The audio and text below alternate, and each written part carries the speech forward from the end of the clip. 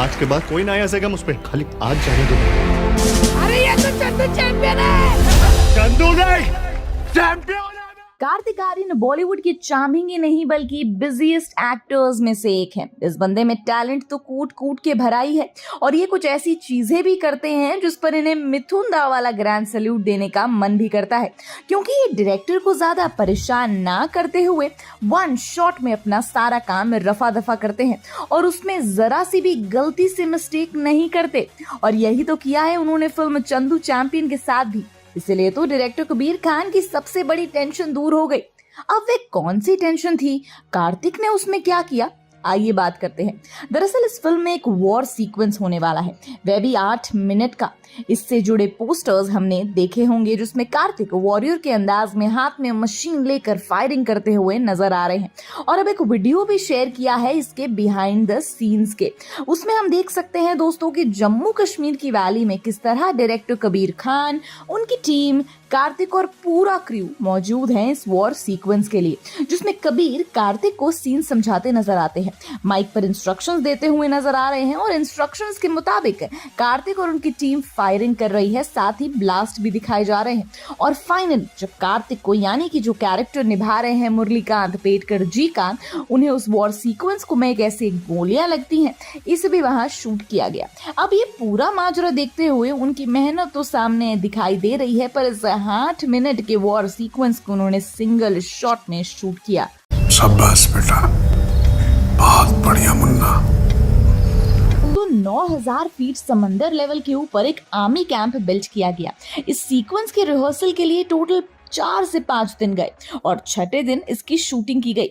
इस intensive rehearsals में कार्तिक के साथ साथ एक्टर विजय राज जैसे नामी एक्टर भी थे। तो एक दिन में इन्होंने ये सीन कंप्लीट भी किया, वह भी 300 सोल्जर्स के साथ। और उन्होंने 1965 के भारत पाकिस्तान वॉर के एसेंस को पकड़ने की कोशिश भी की, जो हमें पर्दे पर देखने को मिलेगी। अब मुरलीकांत पेटकर जी की जिंदगी की सबसे भयानक पल शूट करना कबीर के लिए टेंशन की बात थी, पर कार्तिक की वजह से तो वो परफेक्टली और सिंगल शॉट में शूट भी हो गया और इससे कबीर की बड़ी टेंशन दूर भी हो गई।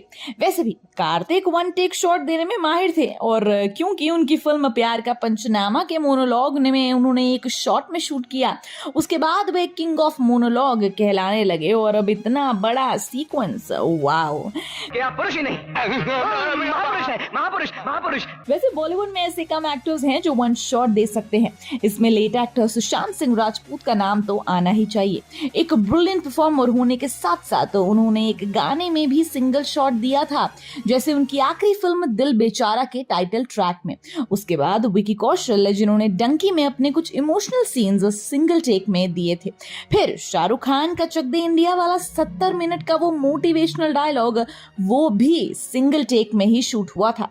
और आपको हैरानी होगी, पर आपके कानों पर यकीन रखिए, क्योंकि वॉर में एक hand to hand combat sequence को भी टाइगर श्रॉफ ने एक सिंगल टेक में शूट किया था। And we are not even joking. पर यहाँ इंटरेस्टिंग बात यह है कि ऐसे क्रूशियल सीक्वेंस सिंगल टेक में आज तक किसी ने भी फिल्म में शूट नहीं किए और ना किसी एक्टर के जरिए ऐसा हो पाया। और अब ये BTS वीडियो शेयर करने के बाद फैंस जरूर इस बात को अप्रिशिएट करेंगे कि सच में कार्तिक इस बायोपिक को जस्टिस देने की कोशिश कर चुके हैं। तो उनकी जी तोड़ मेहनत को नजर में रखते हुए कोई इग्नोर ना कर सके और इस चीज के लिए लोग फिल्म में जरूर इंटरेस्ट दिखाएं। पर दोस्तों, उन्होंने जो 1965 का वॉर सीक्वेंस रिक्रिएट किया, उसकी रियल स्टोरी क्या है? दरअसल 1965 मुरलीकांत जी 20 वर्ष के हो चुके थे और इसी साल टोक्यो में इंटरनेशनल सर्विसेज स्पोर्ट्स मीट भी हुई। वहां गए मुरली ने ऐलान कर दिया कि वो मेडल जरूर जीतेंगे। नाम रोशन कर कर अपने बेस कैंप पर वापस लौटे, जो था सिकंदराबाद में। पर वो जानते नहीं थे कि अब उनकी जिंदगी के पहले से भी बड़ा टर्निंग पॉइंट आने वाला है। इनाम के तौर पर सीनियर्स ने कुछ और ही प्लानिंग कर रखी थी। ऐसे में उन्हें जम्मू और कश्मीर भेज दिया गया। अब साल 1965 की बात है, महीना था सितंबर। मुरली सियालकोट के आर्मी कैंप में थे। रोज का एक रूटीन सेट था। दोपहर खाने के बाद थोड़ी सी नींद ली जाती और फिर दोस्तों के साथ शाम को चाय के लिए उठते। पर एक दिन सब बदल गया जब पाकिस्तान ने भारत पर हवाई हमला शुरू किया। लगातार हमले हो रहे थे। एक दिन कुछ ऐसा हुआ जिसने मुरलीकांत पेटकर की पहचान बदल कर रख दी। उन्हें 9 गोलियां लगी। एक गाल, जांग और सिर पर, जबकि एक गोली उनकी रीढ़ में आज भी है। हमले के बीच कैंप में भगदड़ मच गई और एक आर्मी जीप उन्हें रोदगर निकाल कर ले गई। मुरलीकांत को वहां से अस्पताल में एडमिट करवाया गया। गोलियों और चोटों लगने की वजह से कमर के नीचे का हिस्सा काम करना बंद कर दिया गया। ऐसे भी कहा जा रहा था कि उनकी याददाश्त चली गई, फिर बाद में वापस आई। कई जगहों पर ऐसा पढ़ने को मिला कि मुरलीकांत एक दिन हॉस्पिटल के बेड से गिर गए, तब उनकी याददाश्त लौट आई।